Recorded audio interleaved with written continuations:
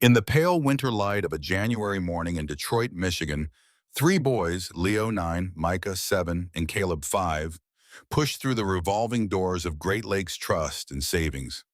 Their winter coats were thin, patched in places, and their boots left wet, gray slush tracks across the polished granite floor. The bank smelled of lemon cleaner, printer ink, and the faint metallic tang of old money. Elliot Grayson, CEO of Great Lakes Trust, had just signed off on the final phase of portfolio optimization. That morning's email had eliminated 320 teller and operations jobs across Michigan and Ohio, outsourced to a call center in Manila. The move would add $87 million to the bottom line and make the stock pop 4% by close of business. Elliot stood in the executive atrium, charcoal overcoat draped over one arm, scrolling through congratulatory texts from board members, feeling the quiet satisfaction of a man who had outrun the Rust Belt town he grew up in. The lobby security guard noticed the boys first. "Kids, this is a members-only institution. You need to..." Leo stepped forward, small backpack slung over one shoulder. In his gloved hands, he held a dented metal lunchbox, the kind factories used to give out in the 1980s. "Sir, our dad said if anything happened to him, bring this here and ask for the man in charge. We need to check our locker balance." Elliot looked up from his phone. He saw three small figures dwarfed by the marble columns, faces flushed from the cold, eyes wide but determined. A ripple of amusement moved through the nearby tellers and clients. The head teller, Karen, smiled thinly. "Sweethearts, we don't have lockers like at school. This is a private bank. Maybe try the credit union down the street." Elliot crossed the floor, loafers clicking. "What's this about?" Leo met his gaze without flinching. "Dad worked at the River Rouge plant. He said the bank keeps something safe for us. He wrote it down before the accident." Elliot exhaled through his nose. "This isn't a storage facility. Security?" Micah tugged Leo's sleeve. He said to show the key. Leo opened the lunchbox. Inside, wrapped in an old shop rag, lay a single brass key, large, heavy, stamped with the faded Great Lakes Trust logo and the number 847. Attached was a small tag faded in ink. "Grayson, do not open without beneficiary present." The lobby noise dropped away. Elliot recognized the key style immediately.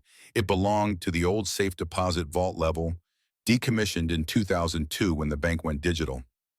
Only legacy industrial accountants still use those boxes, accounts from the big three auto bailouts, union strike funds, and the 1998 to 2001 wrongful death settlements after a series of fatal press line accidents at Ford's River Rouge complex. Elliot had been a junior VP then. He personally reviewed and signed the escrow agreements that placed portions of those multi-million-dollar settlements into long-term, no-touch trusts. The funds were meant to provide lifetime support for surviving families, housing, education, medical, guardianship, without ever touching principal until the children reached 25. He hadn't thought about Box 847 in 20 years. "Follow me," he said, voice flat. He led the boys past the teller line, through a discreet door marked Executive Access, down a carpeted corridor to the private client lounge. Karen trailed behind, uneasy. In the lounge, Elliot took the key from Leo and inserted it into the wall panel. A soft chime. The screen above the panel woke. "Safe deposit access, box 847, beneficiary verification required." He entered his executive override. The inner door hissed open. Inside the small vault room, box 847 waited. Mid-size brushed steel. Elliot turned the dual locks.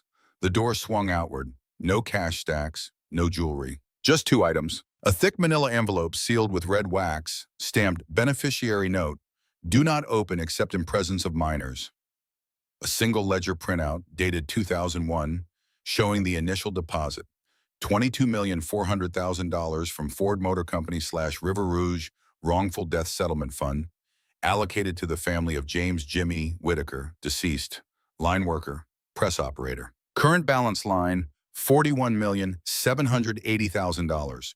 Principal plus compounded interest. No disbursements. Zero. Not 1 cent had been withdrawn in 24 years. Elliot felt the room tilt. He remembered Jimmy Whitaker, big hands, quiet laugh, the guy who always brought extra donuts on night shift. The accident report had been clinical. Hydraulic press failure, instant. 3 other men died that day. The settlements were meant to be ironclad, automatic interim payments for survivors, reviewed annually by the trustee bank. Great Lakes Trust was the trustee. Elliot had signed the oversight protocols himself. He opened the envelope with shaking fingers. Inside was a single sheet of lined notebook paper, folded once, written in Jimmy's careful block letters. To whoever opens this box after I'm gone, my name is James Whitaker. I worked the line at Rouge for 17 years. I missed birthdays, little league games, my wife's good cooking because I was pulling doubles to keep the lights on. When the press came down, I didn't feel much, just knew I wasn't going home. I made this trust so my boys, Leo, Micah, Caleb, would never have to stand in a bank begging for what's already theirs. I told them, if I'm not here, go to Great Lakes Trust, ask for the man in charge, show the key, check the balance. Don't let them be invisible. They're not charity cases. They're my sons. They carry my name, my calluses, my love. If you're reading this and they're standing in front of you, small, scared, and cold, remember, you hold more than money. You hold the last thing I could give them. Do right by them. Jimmy Whitaker, River Rouge, 2001. Elliot's vision blurred. He read the letter aloud, slowly, every word landing like a hammer. When he reached the end, the lounge was silent except for Caleb's small sniffle. Micah whispered, "Does that mean we can pay the heat bill?" The man said no more extensions. Leo looked up at Elliot. "Sir, what does the screen say?" Elliot turned the monitor so the boys could see. The number glowed, $41,780,000. Leo's lips moved silently, counting zeros. "That's a lot of zeros." "It's yours," Elliot said. His voice cracked on the word. "It's always been yours." He knelt, first one knee, then both, on the carpet in front of 3 children who smelled faintly of wet wool and wood smoke. He picked up the $50 bill he had dropped earlier in the lobby. Karen had quietly retrieved it, tore it in half, and let the pieces fall. "I owe you an apology," he said, "not just for today, for every day since your father died when this bank didn't do what it promised. I signed the papers. I forgot the people." Karen stood frozen in the doorway. Clients in the hall had gathered, phones lowered. Elliot stood. "Karen, lock this room. Executive hold-on box 847. No access without my direct authorization."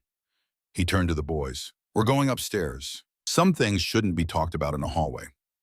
In the executive conference room, long mahogany table, floor-to-ceiling windows overlooking the frozen Detroit River, Elliot sat across from the 3 boys. He pulled up the trust file on the wall screen. The history scrolled. Annual reviews skipped. Interim payment authorizations never processed. Trustee alerts ignored because low-priority legacy accounts were archived after 2010. He read aloud the disbursement clause. Immediate monthly support for housing, utilities, food, medical, education, and court-appointed guardianship until age 25. Principal preserved for beneficiary majority. Not one payment had been made. Leo asked the question that broke him. Why didn't anyone tell us? Elliot had no good answer. Because it was easier to look at numbers than names. Because I thought the system would take care of itself. It didn't. He called the Wayne County Family Court that afternoon. Emergency hearing set for 2 p.m. He personally drove the boys, with Karen as witness, to the courthouse. In the small courtroom that smelled of old coffee and photocopier toner, Judge Evelyn Carter listened to the story. When Elliot stood and said, "Your Honor, the failure is mine. Great Lakes Trust was trustee. We released nothing. I'm asking the court to authorize immediate distributions and appoint an independent guardian ad litem to oversee the bank going forward." The judge's eyebrows rose. "You're voluntarily requesting supervision on your own institution?" "Yes, ma'am. We've proven we can't be trusted alone." The judge signed the emergency order, $25,000 monthly interim distributions starting that day. Retroactive back payments for rent, utilities, medical debt, and guardianship fees. Temporary guardian. Aunt Marlene Whitaker, Jimmy's sister, who had been raising the boys in a two-bedroom apartment on the east side. Back at the bank, Elliot gathered the entire executive floor in the main atrium. He spoke without notes. 24 years ago, a man named Jimmy Whitaker died on the line at River Rouge. His family was awarded $22 million in trust. We held it. We grew it. We never gave them a dime. Today, 3 of his sons walked in here cold, hungry, and asking a simple question. What is our balance? I treated them like an inconvenience. Many of you saw it. Some of you laughed. That stops now. Every legacy trust in our system, every single one tied to industrial accidents, union funds, or community settlements, will be audited by close of business Friday. Interim payments will be activated retroactively. No family will have to stand in our lobby to beg for what we already owe them. Effective immediately, 40% of all executive bonuses tied to those trusts will fund the Whitaker Legacy Initiative, full college scholarships, trade apprenticeships, mental health services, and housing assistance for children of Michigan workers killed or injured on the job. He paused. And one more thing, the next time any child walks through those doors, any child, no matter how they're dressed, I expect every person in this building to remember today. Because the number on a screen is never the full story. The full story is the people behind it.